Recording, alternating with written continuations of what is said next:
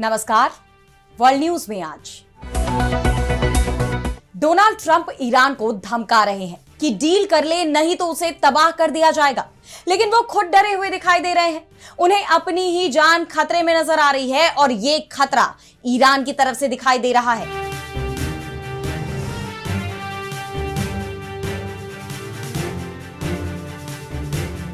एक तरफ ट्रंप ने ईरान को धमकी दी है, वहीं दूसरी तरफ मीडिया की इन रिपोर्ट्स पर भी मुहर लगा दी है जिसमें ये दावे किए जा रहे थे कि तुर्की से वो डरते डरते और छिपते छिपाते निकले थे, क्योंकि अमेरिका को डर लग रहा था कि ट्रंप के विमान पर हमला हो सकता है। ट्रंप अमेरिका में भी खुद को सुरक्षित महसूस नहीं कर पा रहे हैं, इसलिए ट्रंप की सुरक्षा के लिए अब अमेरिका को डिफेंस सिस्टमों का घेरा बनाना पड़ रहा है। अमेरिका में ट्रंप की जान को खतरा, ये बात खुद अमेरिका की खुफिया एजेंसियों की तरफ से कही जा रही है। वहीं ईरान का कहना है कि अमेरिका का राष्ट्रपति डरा हुआ है और ये डर अच्छा है।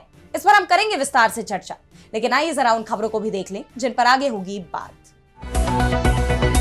यमन के हूथियों का बाबल मंदेब में सऊदी के कार्गो जहाज पर भीषण हमला, 3 पाकिस्तानियों समेत 6 की मौत जबकि 10 घायल, जंग का बड़ा मोर्चा खुलने की आशंका।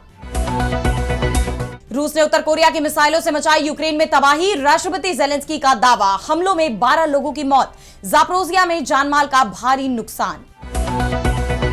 अमेरिकी पनडुब्बियों के निशाने पर चीन के एयरक्राफ्ट कैरियर, CSIS की रिपोर्ट से बीजिंग परेशान। साउथ चाइना मॉर्निंग पोस्ट की रिपोर्ट में दावा, चीनी नौसेना की कमजोरी का फायदा उठाएगा अमेरिका।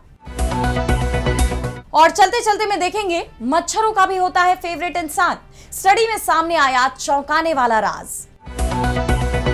इन सभी खबरों पर हम विस्तार से करेंगे बात, लेकिन पहले एक नजर हेडलाइंस पर। मिड टर्म चुनाव से पहले अमेरिकी राष्ट्रपति ट्रंप के चुनावी एजेंडे को लगा झटका।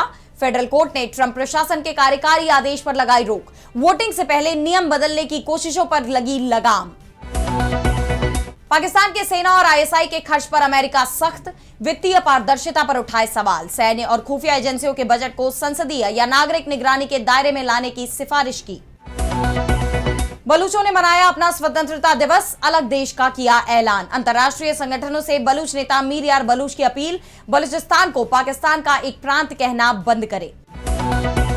सीरिया में पूर्व राष्ट्रपति असद को फांसी की सजा, गृहयुद्ध के दौरान लाखों लोगों की मौत का ठहराया गया जिम्मेदार। दिसंबर 2024 में हुए तख्ता पलट के बाद से रूस में शरण लिए हुए हैं असद। तो ईरान और अमेरिका के बीच जंग तेज होगी या समझौते पर सहमति बन जाएगी, इसे लेकर सवाल और गहराते जा रहे हैं, क्योंकि एक तरफ जहां अमेरिकी राष्ट्रपति डोनाल्ड ट्रंप ईरान पर समझौते के लिए दबाव बना रहे हैं, वहीं दूसरी तरफ उन्हें भी ईरान के हमले का डर सता रहा है। यही वजह है कि ट्रंप के लिए सुरक्षा व्यवस्था और कड़ी कर दी गई है। उनके गोल्फ क्लब में एयर डिफेंस सिस्टम तैनात किए जाने की खबरें सामने आई हैं। द वॉर जोन वेबसाइट की रिपोर्ट के मुताबिक जब ट्रंप गोल्फ क्लब में खेल रहे थे तब वहां पर Avenger short range air defence system दिखाई दे रहा था। इसके साथ ही वहां पर सेंटिनल एयर डिफेंस रडार भी नजर आ रहा था। यह तैनाती राष्ट्रपति ट्रंप की सुरक्षा संभालने वाली US सीक्रेट सर्विस की तरफ से की गई थी। सोशल मीडिया पर वायरल तस्वीरों में गोल्फ क्लब में कंटीले तार भी लगे दिखाई दे रहे थे। अमेरिकी प्रशासन के अधिकारियों ने आउटलेट से इन तस्वीरों की प्रामाणिकता की पुष्टि की है। अब सवाल यह उठ रहे हैं कि आखिर ट्रंप अपनी सुरक्षा को लेकर इतने खौफ में क्यों हैं? क्या उन्हें ईरान के हमले का डर सता रहा है? क्योंकि इससे पहले जब वो तुर्की में आयोजित NATO के समिट से लौट रहे थे, उस वक्त भी अचानक गुपचुप तरीके से उनका प्लेन बदला गया था। पत्रकारों को अंधेरे में रखकर पुराने एयरफोर्स 1 को डिकॉय फ्लाइट की तरह इस्तेमाल किया गया, जबकि ट्रंप एक छोटे मिलिट्री प्लेन से उड़े। सीक्रेट सर्विस ने पत्रकारों से विमान की खिड़कियां भी बंद रखने को कहा था। इसे लेकर अब ट्रंप का भी कबूलनामा सामने आया है। ट्रंप ने कहा कि सीक्रेट सर्विस और मिलिट्री की सलाह पर उन्हें दूसरे प्लेन में जाना पड़ा। उन्होंने सीक्रेट सर्विस और मिलिट्री से मिली जानकारी को लेकर कहा कि वो लोग जो कहते हैं मैं वही करता हूं। लगता है कोई खतरा था, मैंने ज्यादा कुछ नहीं पूछा। मुझे बहुत सारी धमकियां मिलती रहती हैं, किसी भी बड़े और असरदार राष्ट्रपति को धमकियां मिलती है और मैं खुद को अब तक का सबसे प्रभावशाली राष्ट्रपति मानता हूं। ये पूरा घटनाक्रम ऐसे वक्त में सामने आया है जब अमेरिका के हिंद महासागर में मौजूद सैन्य बेस डिएगो गार्सिया पर संदिग्ध ड्रोन देखे गए हैं, जिसके बाद पेंटागन ने वहां कर्फ्यू का ऐलान किया है और सभी कर्मियों को स्टैंडर्ड ऑपरेटिंग प्रोसीजर पालन करने के लिए निर्देश दिए हैं। गौर करने वाली बात यह है कि यह बेस लंबे समय से अमेरिकी सेना की एक रणनीतिक ऑपरेशनल जगह रही है। अमेरिका इस बेस से हिंद महासागर क्षेत्र के अलावा चीन और ईरान तक सैन्य ऑपरेशन को अंजाम देता है। यहां पर अमेरिकी वायुसेना के कई रणनीतिक बमवर्षक विमान तैनात है।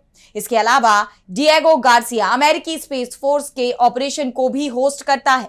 डिएगो गार्सिया में अमेरिकी नौसेना की परमाणु पनडुब्बियां भी तैनात रहती हैं। इस द्वीप के किनारे उथले हैं, ऐसे में अमेरिकी परमाणु पनडुब्बियों को सतह पर आना पड़ता है और इन हालात में एक छोटा सा ड्रोन भी इन पनडुब्बियों को भारी नुकसान पहुंचा सकता है। आपको याद होगा कि ईरान ने ऑपरेशन एपिक फ्यूरी के दौरान बैलिस्टिक मिसाइलों से इस मिलिट्री बेस को भी निशाना बनाया था। हालांकि छोटी जगह होने के कारण उनका निशाना चूक गया था, लेकिन अब इस अनजान ड्रोन के देखे जाने से पूरे क्षेत्र में हड़कंप मच गया है, क्योंकि ईरान के साथ इतने लंबे वक्त से जारी टकराव में अब तक उसके ड्रोन की काट अमेरिका भी नहीं ढूंढ पाया है। हालांकि इन सब के बीच ट्रंप ईरान को धमकी भी दे रहे हैं कि अगर ईरान अमेरिका को चुनौती देता है तो उसे करारा जवाब मिलेगा। उन्होंने हॉर्मुज पर भी अमेरिका के कंट्रोल की बात कही है, लेकिन जमीनी हकीकत ट्रंप के दावों से मेल खाती नजर नहीं आ रही। इस बीच मीडिया रिपोर्ट्स में दावा किया गया है कि ईरान ने इराक के एरबिल में कुर्द ठिकानों पर मिसाइलें और ड्रोन दागे हैं। अब जिस तरह ट्रंप की सुरक्षा बढ़ा दी गई है, फिर खाड़ी क्षेत्र में हमलों की भी शुरुआत देखी जा रही है। ऐसे में सवाल ये उठ रहे हैं कि पश्चिम एशिया में क्या एक बार फिर जंग भड़कने वाली है। और अब बढ़ते हैं अगली खबर की तरफ, जहां हम बात करेंगे लाल सागर में खुलते बड़े मोर्चे की। तो बीते कुछ वक्त से रेड सी में भी काफी तनाव देखा जा रहा है, जहां यमन के हूती विद्रोहियों ने सऊदी अरब के खिलाफ मोर्चा खोला हुआ है। 20 जुलाई से ही उन्होंने रेड सी को अदन की खाड़ी और हिंद महासागर से जोड़ने वाले बाब अल मंदब में सऊदी अरब के लिए नाकेबंदी लागू कर दी है और तब से ही लगातार इस क्षेत्र में जहाजों को निशाना बनाया जा रहा है। अब तक रेड सी में सऊदी से जुड़े 8 जहाजों पर हमला किया गया है, जिनमें एनसीलिया, लायला, गजल और वफा जैसे जहाज शामिल हैं। इसी कड़ी में अब एक बार फिर सऊदी के एक कार्गो शिप पर हमला हुआ है, जिसमें 6 लोगों की मौत हो गई। हूती की नियंत्रण वाली मीडिया ने दावा किया है कि यह हमला सऊदी अरब के जहाज को निशाना बनाकर किया गया था, जो कथित तौर पर सैन्य उपकरण ले जा रहा था। दरअसल यमन 2 हिस्सों में बटा हुआ है, जिसमें राजधानी सना सहित उत्तर पश्चिम के एक बड़े हिस्से पर ईरान समर्थित हूती विद्रोहियों का नियंत्रण है। वहीं दक्षिण और तटीय इलाकों में सऊदी अरब समर्थित अंतरराष्ट्रीय मान्यता प्राप्त सरकार का कंट्रोल है। ऐसे में दोनों पक्षों के बीच लगातार तनाव बना रहा है, लेकिन हाल ही में जब हूतियों का प्रतिनिधिमंडल ईरान के सर्वोच्च नेता अयतुल्ला अली खामेनेई के अंतिम संस्कार से लौट रहा था, तो सना हवाई अड्डे पर ईरानी विमान को उतरने से रोकने के लिए यमनी सरकार और सऊदी समर्थित गठबंधन ने रनवे पर हवाई हमले कर दिए, जिसके बाद से हूती भड़के हुए हैं और नतीजन सऊदी के जहाजों को निशाना बनाया जा रहा है, जिसके चलते इस क्षेत्र में 2022 में लागू हुआ युद्ध विराम भी टूटने की कगार पर आ गया है। ताजा हमलों की बात करें तो इसकी जानकारी देते हुए सऊदी अरब समर्थित यमन सरकार ने बताया कि हूतियों ने रेड सी में मिस्र के कार्गो जहाज तिहामा पर हमला किया, जिसमें 3 पाकिस्तानी और 1 इंडोनेशियाई नागरिक की मौत हुई। हमले की चपेट में आने के बाद चालक दल का जहाज पर से नियंत्रण खत्म हो गया। अटैक में बचाव दल के भी 2 लोगों की जान गई है। वहीं यमन के कोस्ट गार्ड ने बताया कि बचाव दल के पहुंचने के बाद हूती लड़ाकों ने कथित तौर पर दूसरा हमला किया। इस हमले में यमन की हूती विरोधी नेशनल रेजिस्टेंस फोर्सेस के 2 बचावकर्मी मारे गए। इस घटना में 10 लोग घायल हुए, जिनमें 7 क्रू मेंबर, कोस्ट गार्ड के 2 जवान और नेशनल रेजिस्टेंस फोर्सेस का 1 सदस्य भी शामिल है। इस हमले के बाद इस क्षेत्र में जहाजों की सुरक्षा को लेकर गंभीर सवाल खड़े हो गए हैं। गौरतलब है कि 28 फरवरी को ईरान में युद्ध शुरू होने के बाद से शिपिंग पर हूती हमले में हुई मौतों का यह पहला मामला है। ऐसे में इस हमले के बाद क्षेत्र में तनाव और ज्यादा बढ़ गया है और खास बात तो यह है कि यह हमला तुर्की, सऊदी और पाकिस्तान के बीच हाल ही में हुए रक्षा समझौते के बाद हुआ है।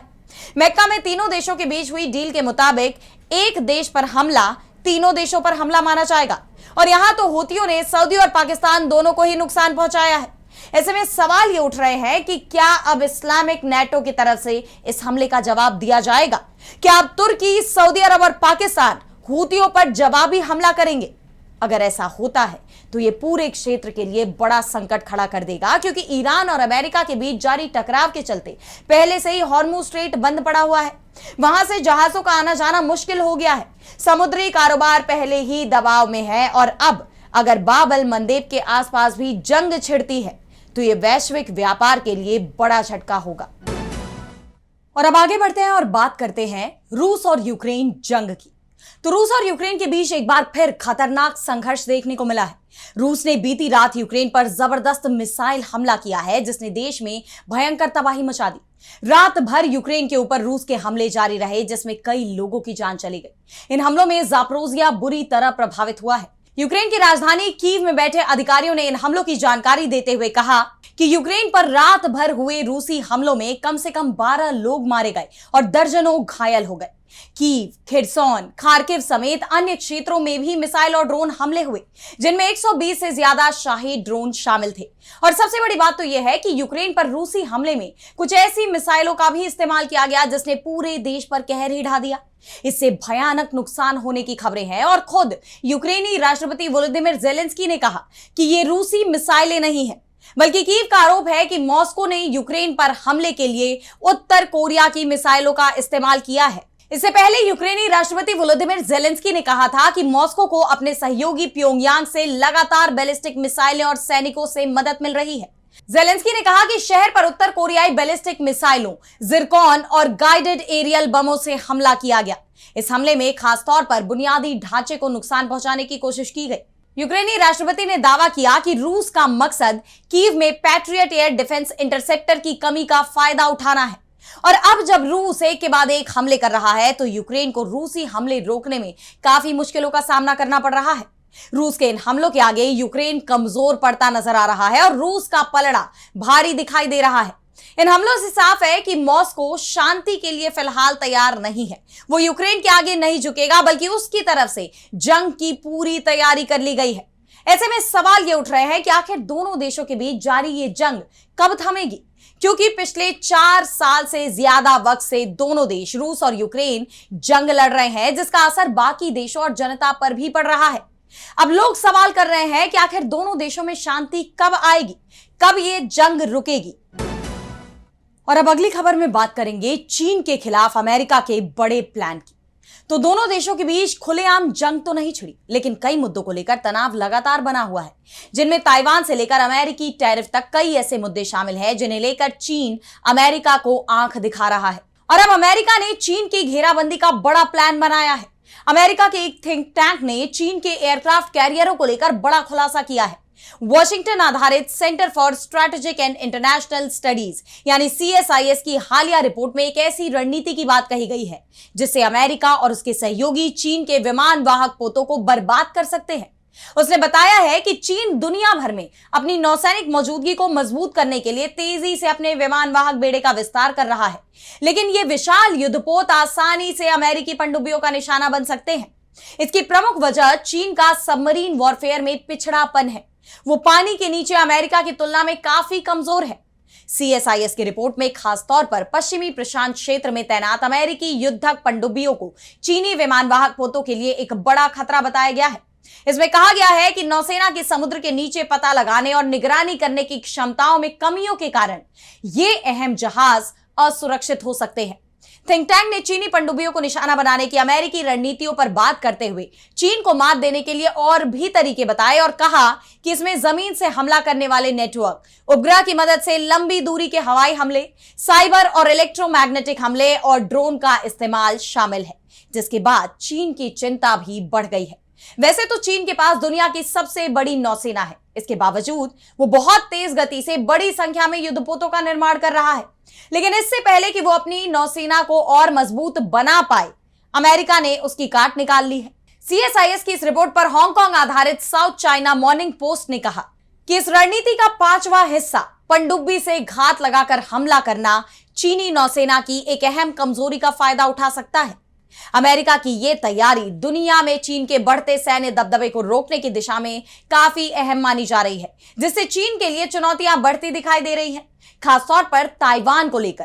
कहा यह जा रहा है कि इन हालात में अब चीन को ताइवान पर कब्जे के अपने प्लान पर दोबारा विचार करना पड़ सकता है। और अब चलते चलते में बात करेंगे मच्छरों की। तो मच्छरों का काटना अक्सर ही इत्तेफाक माना जाता है, लेकिन क्या आप जानते हैं कि यह कोई इत्तेफाक नहीं होता, बल्कि मच्छर बहुत सोच समझकर यह फैसला लेते हैं कि किसका खून पीना है और किसका नहीं पीना है। मच्छरों के फेवरेट इंसान भी होते हैं और वो भी अपने पसंदीदा इंसानों का ही खून पीना पसंद करते हैं। ये महज दावे नहीं है, बल्कि विज्ञान भी इस बात पर मुहर लगाता है। फ्लोरिडा इंटरनेशनल यूनिवर्सिटी के रिसर्चर्स ने 119 लोगों पर यह रिसर्च किया है और इसके रिजल्ट्स ने सबको चौंका दिया। इसमें दुनिया की 3 ऐसी मच्छर प्रजातियों को शामिल किया गया जो इंसानों में डेंगू, मलेरिया जैसी कई गंभीर बीमारियां फैलाने की क्षमता रखते हैं। रिसर्च में पाया गया कि तीनों प्रजातियों ने एक जैसे लोगों को पसंद नहीं किया, बल्कि हर प्रजाति ने इंसानी शरीर की स्मेल को अपने तरीके से पढ़ा और उसके आधार पर यह तय किया कि उन्हें किस इंसान के पास जाना है। दरअसल इंसानी शरीर से 1000 से ज्यादा तरह के वाष्पशील कार्बनिक यौगिक यानी वॉलेटाइल ऑर्गेनिक कंपाउंड्स निकल सकते हैं और यही रसायन हमारी प्राकृतिक गंध का हिस्सा बनते हैं और मच्छरों के लिए किसी तरह के संकेत का काम कर सकते हैं। हमारी त्वचा पर हमेशा लाखों करोड़ों सूक्ष्म जीव मौजूद रहते हैं। ये माइक्रोब्स हमारी त्वचा की गंध को प्रभावित करते हैं। स्टडी में यह खुलासा हुआ कि कुछ बैक्टीरियल परिवार मच्छरों को इंसान की तरफ आने के लिए प्रेरित कर सकते हैं, वहीं कुछ दूसरे बैक्टीरिया उन्हें दूर रखने वाले संकेत भी दे सकते हैं। रिसर्च में सामने आया कि मच्छरों की एडीज इजिप्टी प्रजाति ऐसे लोगों की तरफ ज्यादा आकर्षित होती है जिनकी त्वचा में रसायन कम मात्रा में मौजूद थे और जो शरीर पर कोई अतिरिक्त खुशबू नहीं लगा रहे थे। इस प्रजाति ने पुरुषों की तरफ हल्की ज्यादा पसंद भी दिखाई। वहीं एडीज एल्बोपिक्टिस प्रजाति इंसान की त्वचा से प्राकृतिक रूप से निकलने वाले कुछ खास कीटोन्स और पौधों जैसी गंध वाले रसायनों की तरफ ज्यादा भागते हैं। और तीसरी प्रजाति की अगर हम बात करें तो क्यूलेक्स क्विनक्वेफेसिएट्स की पसंद और भी अलग निकली। ये मच्छर इंसान की स्किन पर मौजूद माइक्रोबायोम यानी बैक्टीरिया, फंगस और दूसरे सूक्ष्म जीवों के समुदाय को पहचानने पर ज्यादा निर्भर करते हैं। तो अगली बार अगर आप कुछ ऐसा नोटिस करें कि एक ही कमरे में बैठे कई लोगों में से मच्छर किसी एक ही इंसान को कुछ ज्यादा ही निशाना बना रहा है, तो उन्हें जरूर बताइएगा कि वो मच्छरों के फेवरेट है। तो फिलहाल वर्ल्ड न्यूज में आज इतना ही। देश दुनिया की तमाम बड़ी खबरों के लिए आप देखते रहिए डीबी लाइव और मुझे दीजिए इजाजत। नमस्कार।